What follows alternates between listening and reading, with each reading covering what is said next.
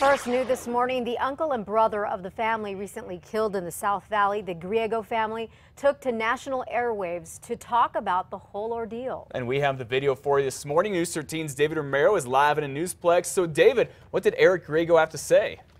Well, Matt, Eric Griego appeared on the Dr. Drew show last night to talk about the horrific murder of his family. Eric Griego is a former state senator and Albuquerque city councilman. Investigators say his brother Greg Griego, along with Greg's wife, 9-year-old son, and 2 daughters, both 2 and 5 years old, were gunned down by their son and brother, 15-year-old Nehemiah, on Saturday morning. Investigators say Nehemiah was upset with his mother, and when she fell asleep, shot her and continued to shoot the others. Nehemiah is now facing 5 murder charges. On the Dr. Drew show, Eric Griego commented on the whole investigation process. Why did he do it, Eric? I wish we knew. We haven't even asked that question. And for a sheriff, a law enforcement officer of a major American county to report on the news, which was carried internationally, that it was because he was angry at his mother. He was, you know, it's a level of irresponsibility that's unimaginable. Investigators say Nehemiah was also a big fan of violent video games. They also are questioning his 12-year-old girlfriend, who they say Nehemiah spent most of the day with after the killings. Back to you. All right, very interesting information there, David. Thank you for sharing. Now, prosecutors do want to basically try Nehemiah Griego as an adult. However, if he is found guilty, a judge could sentence him as a juvenile, which means he would get out of jail when he turns 21. And Eric Griego and the rest of his family is now getting ready for what is sure to be just one emotional funeral later this week. That's right. Calvary of Albuquerque, the church where the Griego family went and where Greg Griego, the father, was a pastor there for many years, had a vigil for them last night. Head pastor there, Skip Heitzig, said he was very fond of the family. He shared stories of Greg's days as a pastor. He also talked about his son, 15-year-old Nehemiah Griego, who is now charged with killing the family. He too attended church there, and Pastor Heitzig said last night that Nehemiah is not a monster and that if he's guilty, he can be redeemed, according to the pastor here. The Griego funeral will be held this Friday at 2:30 in the afternoon at Calvary of Albuquerque. In some other news this morning, the so-called Arroyo Molester is waking up, convicted of that crime. Yeah, he's now waiting to see how long he's going to spend in prison after a jury found him guilty of raping a boy back in Albuquerque in 2003. Renato Sandoval's jury took just about 24 hours to come back with this verdict yesterday after prosecutors said they had DNA evidence proving he lured an 11-year-old boy into an arroyo back in 2003 and raped him. We find the defendant guilty of criminal sexual penetration, child under 13. We'll find out how long Mr. Sandoval should spend in prison in April. It could be as much as 41 years. He is also accused of raping 5 other young boys. Those cases set to go to trial at a later time.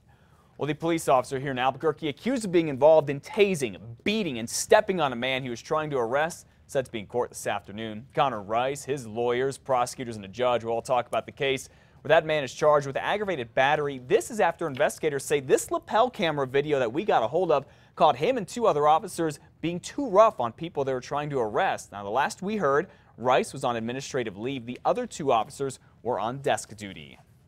Well, the latest man accused of stealing cars and running what's commonly called a chop shop here in Albuquerque still in jail right now. And police say the way they caught him is actually helping them catch even more thieves of bigger crimes.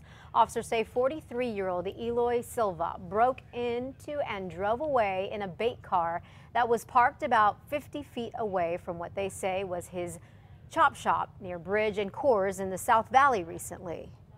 An individual entered the bait car and drove it into his yard, and before officers could respond, he had already started to dismantle parts of the bait car.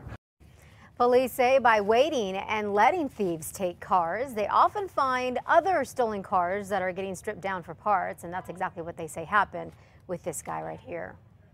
When officers finally took him into custody, they noticed remnants of other vehicles that led them to believe that this is possibly a small-scale chop shop. Well, officers suspect the cars and parts on Silva's property were indeed stolen. The FBI wants your help to find a man who robbed a bank in Albuquerque yesterday. This guy did not do too good of a job here hiding his face. Take a look. It's when he robbed the U.S. Bank on Montgomery in San Mateo yesterday afternoon. Agents say the man gave the teller a note demanding cash. He got it and then took off. And in Santa Fe, crazy video of a man attacking police officers after they say he was jaywalking. Take a look at this dash cam video we got from police. It is Tuesday. It's after officers say Christian Barney was jaywalking on Cerrillos Road. They told him to stop, but he didn't, so they tried to stop Barney, and that's when they say, look at this. He swung and punched the officer in the face. Barney is still in jail with a $5,000 bond. Crazy, Elizabeth. Accused child killer Noe Torres is now set to go to trial in May after not showing up to court to hear the latest list of charges against him. A grand jury indicted Noe Torres earlier this month on 4 additional counts in connection to the drive-by shooting death of 10-year-old Carlos Perez in 2005. In addition to the charge, Torres also faces 2 counts of conspiracy, shooting into a dwelling, and being a felon in possession of a firearm. The little boy was asleep in his bed in his Clovis apartment when he was shot in the head. Deputies say that his brother was the intended target. An 18-year-old still in jail here in Albuquerque. Get this, after police say he attacked his own mother with a samurai sword. Police say Eric Mason here got upset when he found out his mom was using meth and heroin. That's when they got into a fight, and police say he bit his mom, then grabbed a 3-foot-long samurai sword and cut her with it.